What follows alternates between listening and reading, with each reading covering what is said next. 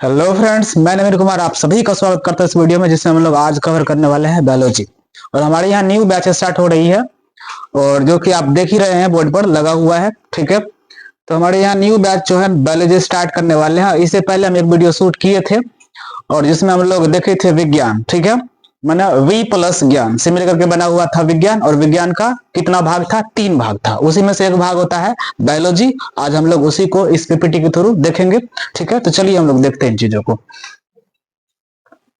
तो ये बात है, हम लोग विज्ञान पहले से पढ़ चुके थे। ठीक है, तो ये जो है विज्ञान का कितना भाग है? 3 भाग है। और विज्ञान को इंग्लिश में कहते हैं साइंस, है ना। और ये बायोलॉजी, ये जीव विज्ञान पहला भाग इनका हम लोग ले रहे हैं। ठीक है, जिसमें कि जीव विज्ञान को इंग्लिश में कहते हैं बायोलॉजी। क्या बोलते हैं? बायोलॉजी। और बायोलॉजी शब्द का अर्थ क्या होता है भाई? बायोलॉजी। देखो ये तो कलर आपको नहीं दिख रहा होगा। अच्छा, तो ये देखो बायो प्लस लॉजी से मिल करके बना हुआ है बायोलॉजी। ठीक है, अब हम लोग देखेंगे बायोलॉजी क्या होता है, जीव विज्ञान क्या है ना। तो हम लोग देखेंगे जीव का, जीव में अगर जिंदा है कोई चीज तो वो चीज जिंदा है तो चलेगा फिरेगा, स्ट्रक्चर होगा, वृद्धि करेगा, प्रजनन की क्षमताएं होंगी। तो इस सब चीजों को हम लोग देखते हैं। ठीक है, तो हम लोग आज बात कर रहे हैं किसका? बायोलॉजी वाला सेक्शन। ठीक है, तो चलो आज हम लोग इन चीजों को देखेंगे। तो जीव विज्ञान क्या है? तो जीव विज्ञान को इंग्लिश में क्या बोलेंगे? बायोलॉजी। देखो बायोलॉजी जो है जीव और जीवन, क्या बोला? जीव और जीवन का वैज्ञानिक अध्ययन ही क्या कहलाता है? जीव विज्ञान कहलाता है। ठीक है, जीव और जीवन का वैज्ञानिक अध्ययन क्या कहलाएगा? बायोलॉजी कहलाएगा। अगर कोई इंसान जिंदा है तो उसका, कोई भी जीव जिंदा है तो उसका स्ट्रक्चर भी होगा। ठीक है, तो हम लोग उसके संरचना को देखेंगे, समझ रहे हैं। उसके बाद अगर वो जीव जिंदा है तो कुछ ना कुछ काम करता होगा तो उसके कार्य को भी समझेंगे। ठीक है, इसके अलावा अगर वो जीव जिंदा है उसमें तब वृद्धि भी होंगी, छोटे छोटे हैं तो वो धीरे धीरे बड़े भी होंगे। और इसके साथ साथ उसमें प्रजनन की क्षमताएं भी होंगी। प्रजनन मतलब क्या होता है? जिसमें 2 जीव भाग लेता है, एक नए जीव की उत्पत्ति करता है, क्या कहलाता है? प्रजनन कहलाता है। ठीक है, और आपको बायोलॉजी, बायोलॉजी का पिता, फादर ऑफ बायोलॉजी किसे कहा जाता है? तो अरस्तु को कहा जाता है। जीव विज्ञान का जनक किसे मानते हैं? तो अरस्तु को मानते हैं। ठीक है, आगे चलें तो हम लोग यहाँ आने वाले हैं। यहाँ आने के बाद देखते हैं कि बायोलॉजी की कुछ शाखाएं भी होती है। ठीक है, बायोलॉजी के मुख्य रूप से कितनी शाखाएं हैं? तो 3 शाखाएं। ठीक है, पहला शाखा का नाम क्या है? तो जंतु विज्ञान। पहला शाखा क्या होगा? जंतु विज्ञान होगा। ठीक है, पहला शाखा का नाम क्या है? जंतु विज्ञान। तो ध्यान दीजिएगा, आज हम लोग क्लास कर लिए थे, पढ़ा चुके हैं, और पीडीएफ भी ये हम लोग डाल चुके हैं ग्रुप में, लेकिन वीडियो थोड़ा सा शूट करने में दिक्कत हो गई थी। तो देखिए पहला क्या है? जंतु विज्ञान। दूसरा पादप विज्ञान। तीसरा क्या आता है?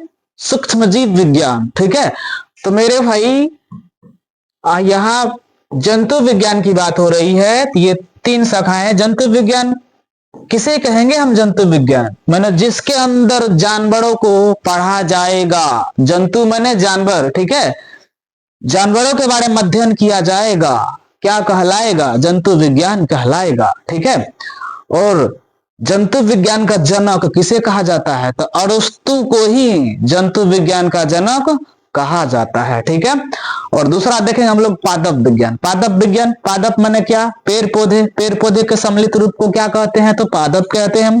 ठीक है, तो पादप विज्ञान किसे कहेंगे? अर्थात पेड़ पौधों के बारे में अध्ययन करना क्या कहलाएगा?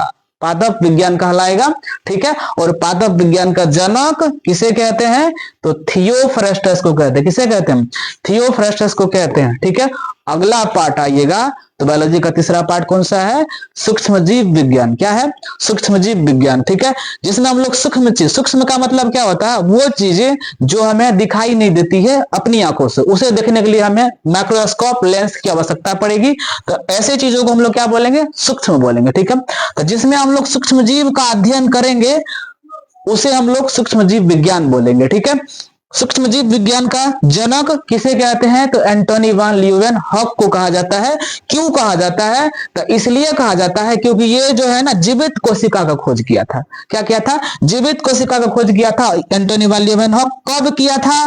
तो 1672 ईस्वी में किया था। ठीक है, अब इससे पहले मृत कोशिका का भी खोज किया था, तो कौन किया था? रॉबर्ट हुक ने किया था। कब किया था? 1665 ईस्वी में किया था। ठीक है, लेकिन वो कोशिका कैसी थी? मरी हुई थी, इस वजह से उसको इसका जनक नहीं माना गया। जब जीवित कोशिका खोज कौन किया? तो एंटोनी वन लीeuwenhoek। इसीलिए सूक्ष्म जीव विज्ञान का जनक किसे मानते हैं? एंटोनी वन लीeuwenhoek को मानते हैं। ठीक है, चलो आगे। इसके बाद हम लोग बात करने वाले हैं इंडेक्स कंटेंट की, कौन कौन सी चीजें हमें पढ़ना है। ठीक है ना, तो देखो मेरे भाई, यहां हमें क्या पढ़ना है? फर्स्ट बार में हमें क्या पढ़ना है? पोषण, न्यूट्रिशन को पढ़ना है, फिर digestive system, blood groups, circulatory system, skeletal system को पढ़ना है, फिर एक्सक्रेटरी सिस्टम, नर्वस सिस्टम जिससे हमारा ब्रेन बना होता है उनको देखेंगे। उसके बाद इंडोक्राइन सिस्टम, ठीक है, अंतःस्रावी तंत्र जो होता है उनको देखेंगे। ठीक है, अगला इसके बाद हम लोग देखने वाले हैं सेल अर्थात कोशिका। इसी जीवित कोशिका का खोज किया था कौन? तो इसका खोज किया था एंटोनी वन लीeuwenhoek। कब किया था? 1672 में किया था। इसके बाद हम लोग पढ़ेंगे टिश्यू। टिश्यू मतलब क्या? उत्तक। ढेर सारी कोशिकाएं मिलकर के टिश्यू का निर्माण करता है, उत्तक का निर्माण करता है। अब इसी के साथ साथ हम लोग देखेंगे रिप्रोडक्शन इन ऑर्गेनिज्म। मानव में बच्चे जो जन्म लेते हैं, ये जीव में इसी चीज को क्या बोलते हैं? प्रजनन। ठीक है, आगे जेनेटिक गुण। इसमें किसका गुण? इस बच्चों में माँ बाप की जो जेनेटिक गुणें आती है वो इसमें देखेंगे इस चैप्टर में। उसके बाद हम लोग बोटनी वनस्पति विज्ञान देखेंगे, फिर डिजीज को देखेंगे। डिजीज तो पेड़ पौधों में भी लगता है और लोगों में भी लगता है, दोनों में पढ़ लेंगे।